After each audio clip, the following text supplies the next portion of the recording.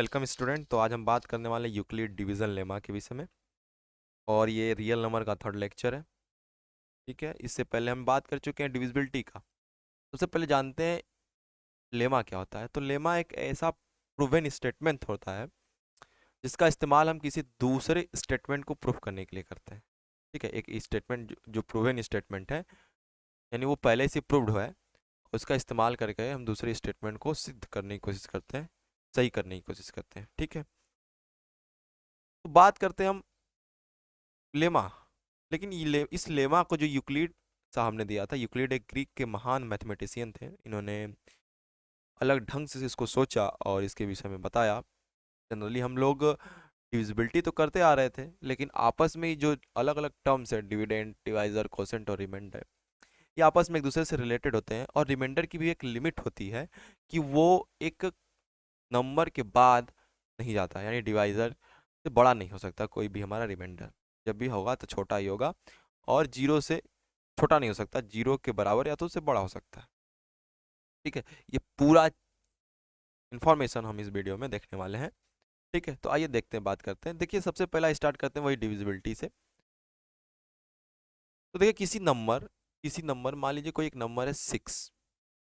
इसको अगर हम डिवाइड करते हैं 2 से, तो हमें क्या क्या देखने को मिलता है। हमारा जो रिमाइंडर देखने को मिलता है वो उस टाइम जीरो हो जाता है, और हमारा जो कोसेंट कोसेंट देखने को मिलता है वो कितना हो जाता है हमारा 3।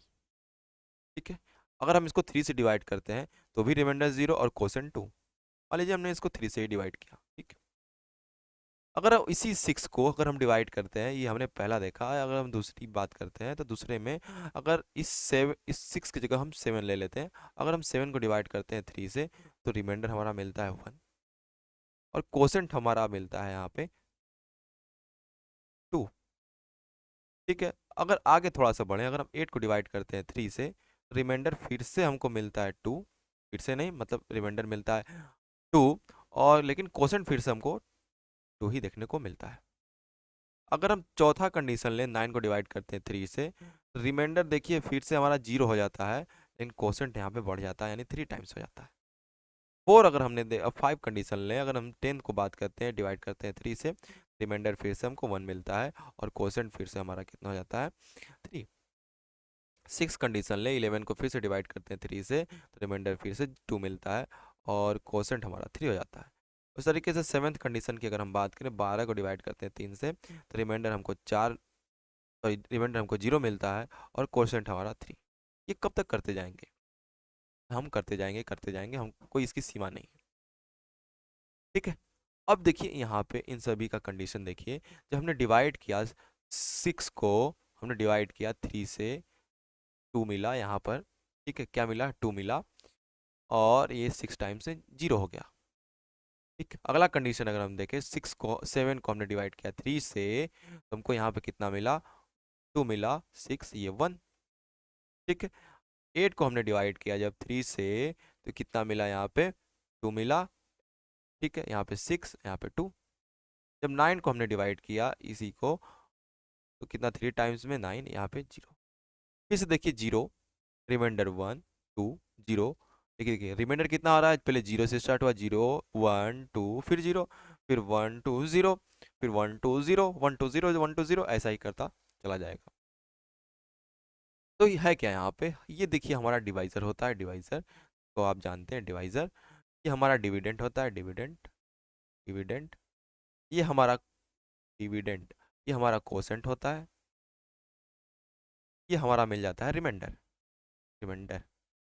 ठीक, अब बात करते हैं यहाँ पे हम 6 को अगर हम लिखना चाहें, रिमाइंडर, कोसेंट, डिवाइजर की कंडीशन में 6 को लिखना चाहें, तो 6 को लिखा जा सकता है 3 टाइम्स 2 प्लस 0। ठीक, 0 क्या है? हमारा रिमाइंडर है। ठीक, 3 टाइम्स 2 प्लस 0, इसको हमने इस तरीके से लिखा। इस 3 में 2 से इंटू करेंगे, प्लस 0 कर देंगे, हमको 6 मिल जाएगा। ठीक है, यहाँ पे देखिए 7 को बात करें तो 3 टाइम्स 2 प्लस 1। अगर हम 8 की बात करें, 3 टाइम्स 2 प्लस 2। ठीक है, अगर यहाँ पे 9 की बात करें तो 3 टाइम्स 3 प्लस 0। यहाँ पे अगर हम 10 की बात करें तो 3 टाइम्स 3 प्लस 1। 11 की बात करें 3 टाइम्स 3 + 2। अगर हम 12 की बात करें तो 3 टाइम्स 3 + 0। देखिए यहाँ पे ये 0, ये 1, ये 2, फिर 0, 1, 2, फिर 0। देखिए ये रिमाइंडर, ये हमारा क्या है, रिमाइंडर। क्या है हमारा, रिमाइंडर। ये हमारा रिमाइंडर है, ये हमारा रिमाइंडर हर जगह पे, ये हमारा remainder r, r remainder, remainder. ठीक, रिमाइंडर। ये 6 क्या था हमारा, 6 हमारा था, क्या था 6 हमारा, 6 हमारा डिविडेंड था, 6 हमारा डिविडेंड है, डिविडेंड। तो इधर सभी जितने लोग आ रहे हैं सब डिविडेंड है। ठीक, 3 हमारा डिवाइजर है, डिवाइजर है, और 2 हमारा कोसेंट है, कोसेंट। ठीक, तो जो डिवाइजर, डिविडेंड, कोसेंट, रिमाइंडर, वो सब इस तरीके से आपस में एक दूसरे से जुड़े होते हैं। देखिए 6 = 3 × 2 + 0, वो इस तरीके से जुड़े होते हैं। ठीक है, अब एक बात और, हमारा देखिए डिवाइजर को ध्यान से देखिए तो डिवाइजर हमारा 3 है, लेकिन हमारा जो रिमाइंडर था, रिमाइंडर वो कभी 3 से बड़ा नहीं आया, 3 से हमेशा छोटा ही था। लेकिन देखिए 0 के बराबर था या तो 0 से बड़ा था, ये चीज देखने को मिला आपको। इस पूरे बातचीत के दौरान हमें जो रिमाइंडर मिला वो 0 के बराबर था या तो 0 से बड़ा था, लेकिन ये जो हमारा डिवाइजर है, डिवाइजर, डिवाइजर से हमेशा छोटा, डिवाइजर से हमेशा रिमाइंडर हमारा छोटा मिला। देखिए कहीं भी बात करें अगर हम 3 3 3, ये तो डिवाइजर था हमारा, ये सभी जगह हमारा क्या है, डिवाइजर है। ये सभी जगह हमारा डिवाइजर है, ये डिवाइजर, ये ये ये डिवाइजर है सभी जगह। लेकिन हमें जो रिमाइंडर हमारा जो मिला, जो रिमाइंडर हमको मिला यहाँ पे, वो मैं देखिए 0 मिला, 1 मिला, 2 मिला, फिर 0 मिला, 1 मिला, 2 मिला, ठीक है, 1 मिला, 2 मिला, फिर 0 मिला। हर कंडीशन में हम देखें तो हमारा रिमाइंडर क्या है, डिवाइजर से छोटा है, लेकिन 0 है या 0 से बड़ा है, तो हम इसको रिमाइंडर को यहाँ पे ऐसे लिखा गया। ठीक, डिविडेंड, डिवाइजर, कोसेंट, रिमाइंडर इस तरीके से एक दूसरे के साथ यहाँ पे मिलजुल कर रह रहे हैं। देखिए कैसे, डिविडेंड जो हमारा है, डिविडेंड वो क्या है, divisor times quotient plus remainder, divisor times quotient plus remainder, ये हमको देखने को मिला। ठीक, यूक्लिड ने इसी को देखा, समझा और बताया। उन्होंने एक स्टेटमेंट दिया, ठीक है, जैसे लेमा की बात करें तो उन्होंने एक लेमा दिया, लेमा यानी एक प्रूवन स्टेटमेंट दिया। ये जो ये स्टेटमेंट जो है, dividend is equal to divisor into quotient plus remainder, ये प्रूवन है, ये पहले से हमको दिख रहा है कि ये वास्तविक सत्य है, इसको कोई झुठला नहीं सकता। ठीक है, रिमाइंडर जब 0 हो जाता तो हमने पीछे डिविजिबिलिटी का केस देखा था, जब रिमाइंडर हम 0 कर देते तो पीछे हमने डिविजिबिलिटी का केस देखा था। ठीक है, तो बात करते हैं यूक्लिड डिवीजन लेमा का स्टेटमेंट क्या है, उन्होंने क्या बोला, उन्होंने कहा लेट, मान लेते हैं let a and b, a and b be any two positive integer, be any two positive integer, positive integer. ठीक, ए और बी दोनों पॉजिटिव इंटीजर हैं।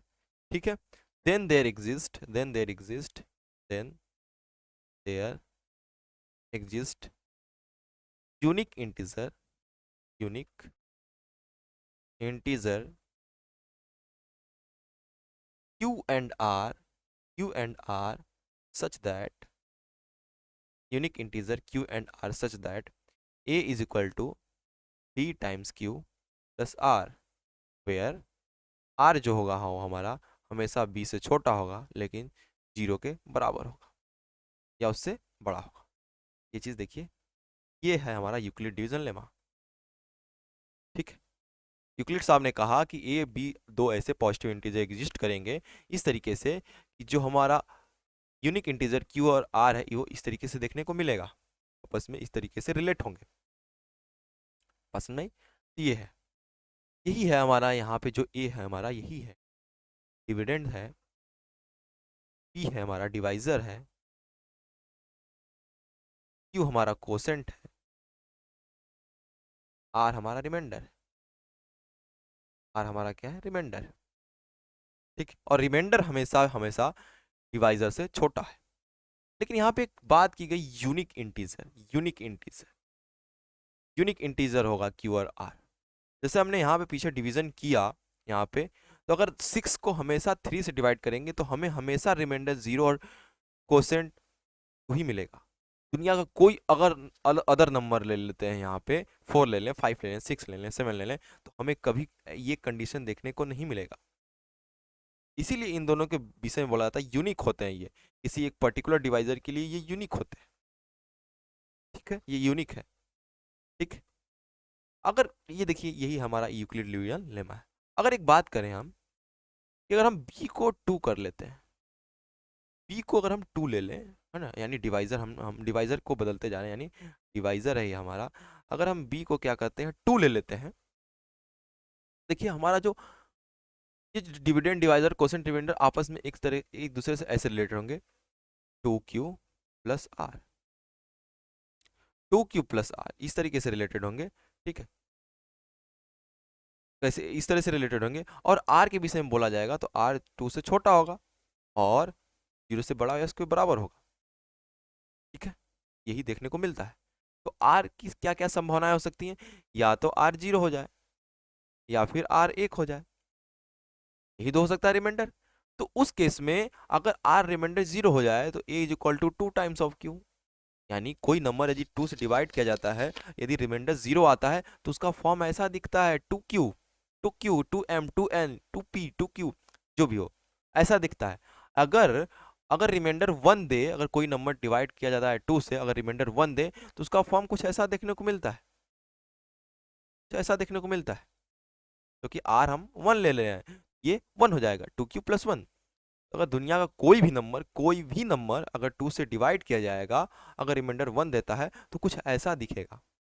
यदि दुनिया का कोई भी नंबर जो 2 से डिवाइड किया जाता है और रिमाइंडर 0 मिलता है तो ऐसा दिखता है, उसके में प्लस की कोई कंडीशन नहीं दिखती ना, प्लस 0 हट जाता है, दिखता नहीं है। जैसे एग्जाम्पल की अगर हम बात करते हैं, एग्जाम्पल की बात करते हैं, 7, 7 को अगर हम डिवाइड करते हैं 2 से तो हमारा कितना मिलता है, यहाँ पे 3 टाइम्स में 6, ये 1, यानी 7 is equal to 2 times 3 plus 1। देखिए यहाँ पे ये जो हमारा रिमाइंडर 1 मिलता है, तो हमारा जब यहाँ पे रिमाइंडर 1 मिला तो हमारा जो जो फॉर्म है नंबर का, जो कि 2 से डिवाइड हो रहा है, वो इस फॉर्म में है। देखिए इसी फॉर्म में तो है ये, इसी फॉर्म में तो है ये, फॉर्म नहीं बदला। ठीक है, अगर हम 8 की बात करें, 8 की अगर हम बात करें, इसको 2 से डिवाइड करते हैं, 4 टाइम्स में 8, यहाँ पे 0। ठीक है, तो क्या हो जाता है यहाँ पे आप ध्यान से देखेंगे तो 8 is equal to 4, 2 times 4 plus कुछ नहीं, प्लस 0, खत्म। 8 इज इक्वल टू 2 × 4। देखिए ये कौन सा फॉर्म है, ये वाला फॉर्म है। अगर हम बात करते हैं कोई नंबर 2 से डिवाइड होता है तो जब रिमाइंडर 0 आता है, यानी किस केस में रिमाइंडर 0 आएगा, जब वो इवन नंबर होगा, इवन नंबर, जब वो इवन नंबर होगा तो उस केस में रिमाइंडर क्या आएगा, हमारा 0 आएगा। जब हमारा ऑड नंबर होगा, जब हमारा ऑड नंबर होगा तो उस केस में रिमाइंडर हमारा 1 आएगा। तो कोई भी नंबर जो कि अगर डिवाइड हो रहा है 2 से, तो अगर उसका फॉर्म इस तरीके से मिलता है तो ये इवन नंबर का फॉर्म है, even number, form of any even number, यानी कोई भी इवन नंबर का फॉर्म इसी रूप में आता है, 2q, 2q, 2m, 2n। और ये कौन सा फॉर्म है, ये ऑड नंबर का फॉर्म है, ऑड नंबर। तो यहाँ से एक चीज हमको और मिल गया, कोई भी नंबर यदि 2 से डिवाइड हो रहा है, अगर रिमाइंडर 0 दे रहा है तो उसका form a is equal to 2 times q होगा, जबकि रिमाइंडर 1 दे रहा है तो उसका फॉर्म ये होगा। यूक्लिड साहब ने यही बताने की कोशिश की थी कि यही दो फॉर्म ही देखने को मिलता है। अगर कोई भी नंबर, दुनिया का कोई भी नंबर अगर 2 से डिवाइड होता है तो यही दोनों फॉर्म देखने को मिलता है। इन दोनों फॉर्म के अलावा कोई फॉर्म बन ही नहीं सकता।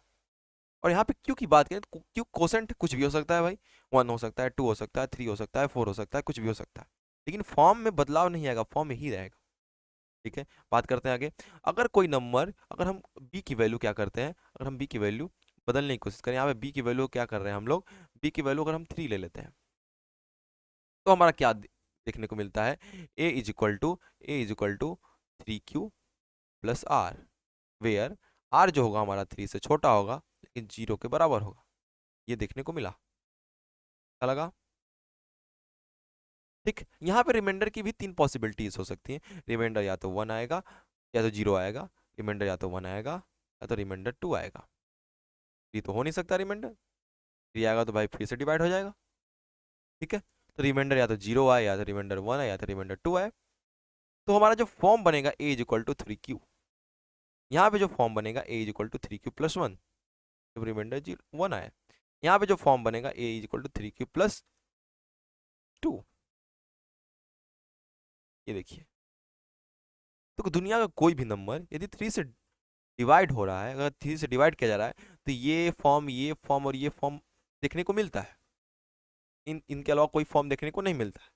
जब रिमाइंडर 0 आएगा तो ये फॉर्म देखने को मिलेगा 3 q। जब रिमाइंडर 1 आएगा तो ये फॉर्म देखने को मिलेगा। जब रिमाइंडर 2 आएगा तो ये फॉर्म देखने को मिलेगा। बात समझ में? अगर इसका एग्जाम्पल लेकर हम बात करना चाहें तो जैसे देखिए एग्जाम्पल में 9 को डिवाइड किया जा रहा है 3 से, तो हमारा रिमाइंडर 3 टाइम्स में यहाँ 9 आ जा रहा है, रिमाइंडर 0। जब रिमाइंडर हमारा 0 आया, देखिए इसका फॉर्म क्या हो जाता है, 9 इज इक्वल टू 3 टाइम्स 3। देखिए यही फॉर्म मिला।